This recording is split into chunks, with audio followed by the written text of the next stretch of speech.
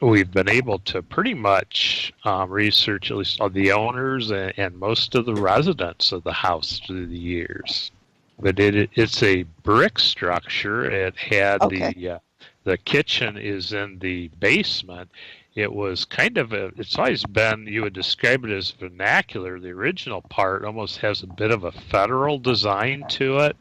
Very, very symmetrical, central hallway, rooms left and right that are very similar, upstairs, bedrooms left and right. And then very efficient. And it has an 1860s addition to the south.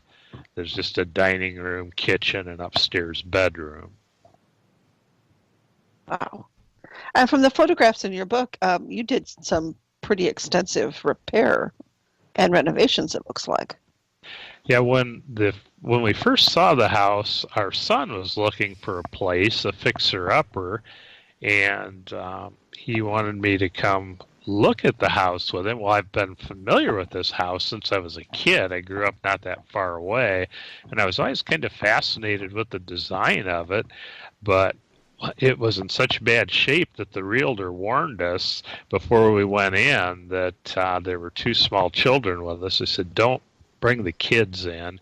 You couldn't walk across the living room without walking on boards laid across because the floor was water damaged. Wow. At first, my son immediately said no, but I was kind of intrigued, so we scheduled another viewing and brought my wife along, and we thought the place was so cool. It's got the original doors, woodwork. Very little has been altered in it. So what we did, we had 3 different contractors come through, look at it and give us estimates of what it needed, and then like high and low estimates of the work. We crunched the numbers and thought, yeah, we can do this. So we took a chance. Oh, I have to ask you, did you find anything in the walls and the floorboards?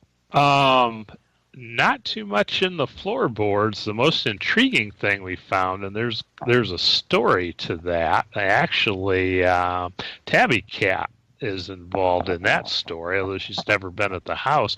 My grandson found a flintlock pistol barrel.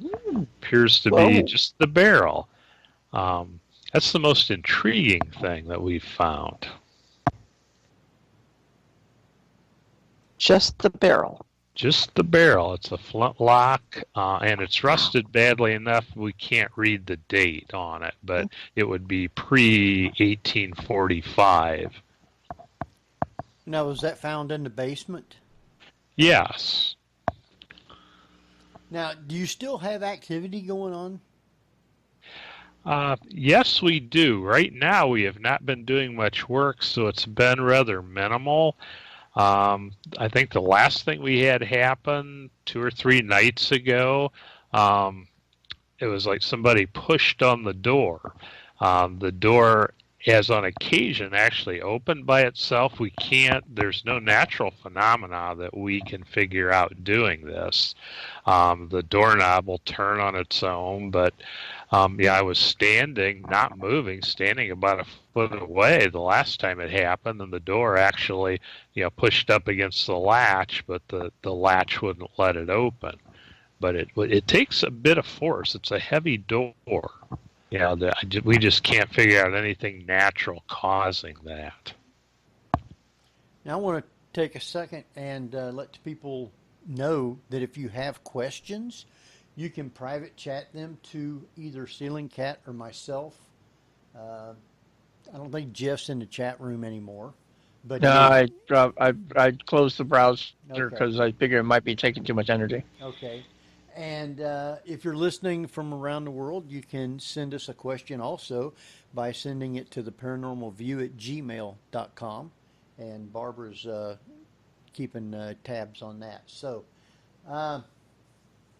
now, I know, when did you start going to Gettysburg? Because I know you took your grandson with you one time. Yeah. actually, Diane and I spent our honeymoon in Gettysburg. We're both into history, and through the years, I've been there a number of times, but I've started going there several times a year since the I Met a Ghost at Gettysburg book came out. And But that was at the David Stewart farm. Did you get to investigate at the David Stewart farm? I did not. I wish I would have. It's a fascinating place. Yeah, they have some great stories about the house too. So I don't know if I'm pretty sure they're still having the stuff. I know that they had some family issues and had slowed up on doing a lot of stuff. But they might be going back again pretty good. So, but you always check it out. They have a couple of rooms there that you can rent. And Yeah, I've never stayed there. They've always been full whenever I've been in town. Yeah. So, when was the first time that you took your grandson to Gettysburg? That would have been spring of 2014. Okay. And when my grandson was younger, on spring break, we would go spend a few days each year at a historic site. And he would pick the place, and he thought Gettysburg was pretty cool. So we went there for the history. Now, this was after I had purchased the house, and my grandson had had his own experiences here. He also was pretty cool with it. But while we were there, I had registered as a journalist to do some behind-the-scene things so he could get a neat look at some of the things around town, like things at the visitor center. But we were offered a free paranormal investigation. And as a journalist, so I took it. My grandson Connor thought, yeah, Grandpa, that sounds cool. I wanted him to be entertained. And I thought this was a touristy thing. That's all it was. And in my mind, it turned out to be kind of life-changing for me. But we went to Sachs Bridge, and I was not thrilled with the selection of the place. I'd seen it, but I was not impressed with it. I wanted to go, to like a field hospital or something. But what I found out once we got there is, yes, Sachs Bridge, that whole area was one vast field hospital. That wasn't your first introduction to ghost hunting, though, right?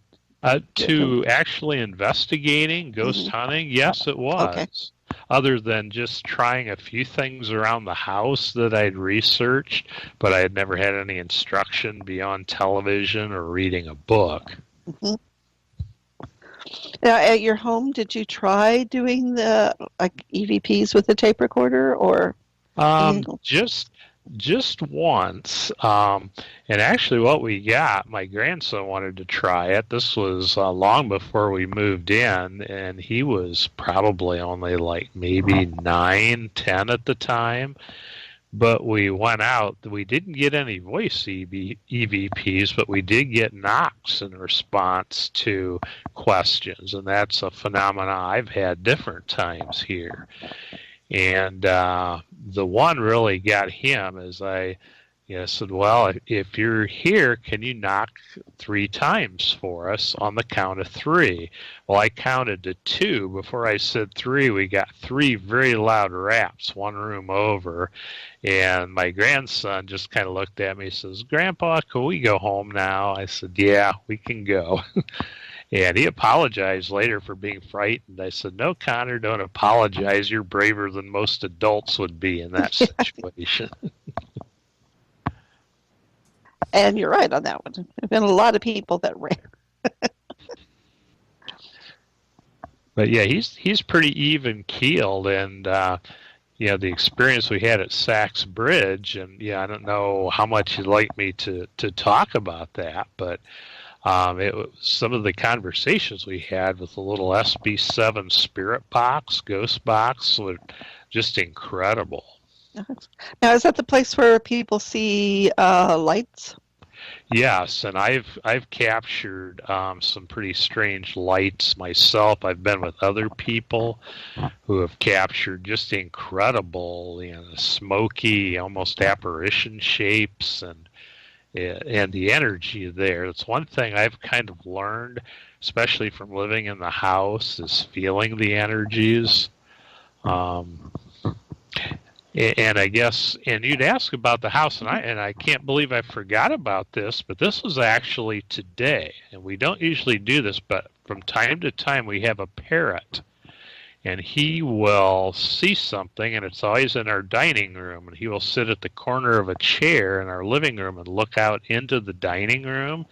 In the past, he's even started playing peekaboo with whatever's out there. Really? And today he started looking, and he didn't play peekaboo, but he was kind of making noises at it, obviously seeing something. Well, I had a little ghost detector app on my phone that I never was into those, but I've had good luck with this one. So I went over into the corner. I could feel the energy, and the bird obviously was very intrigued, and I got some very high energy readings, and I could feel the energy myself kind of build up, and I was getting answers. Could not get a name, but I got some things like was asking about, we think we know who one of our spirits are. It's a little girl called Annabelle, and I asked if it was her. She would not answer, but she said marker. Well, she's buried just a little ways from here, has the grave marker. And I said, well, I said, do you like me? And I got the word loving to come across. So that... I don't like to use... Sorry. No, it's okay. I don't like to use that in the house, but with the bird being so attentive, I thought I'd give it a try. Well, on the one hand, I'm interested in the idea, as you said, like the bird was paying peekaboo. A lot of times, shadow people show up in these true ghosts caught on camera videos of a shadow person peeking around a corner. So I'm wondering if the parrot might have been mirroring that movement. Yeah, and that's what he'll do with us. We'll play peekaboo with him to occupy him, the same kind of thing like you do with a baby, and he responds. So that could possibly be what happened. And of course, the other thing is you really don't want to have a ghost saying that their name is Annabelle. Really, just saying. So is this a type of bird that can mimic voice? Yes, he talks quite a bit, actually. And has he said something that seems out of the ordinary that you would not have been talking about? He will on occasion. It is always when he's in the living room looking out into the dining room. I'd say the peekaboo is the main thing he has said. He has said like hi or hello inappropriately. But sometimes it's hard to tell. Sometimes he reacts to the television too. But well, if he's looking out into the dining room a lot, do you get a sense that that's where the spirits are most of the time? It is an active area. I've often felt cold spots there, and we have heard heavy male footprints in that room different times, although we haven't heard those in a while. The only time we have seen an apparition in the house, my wife saw it.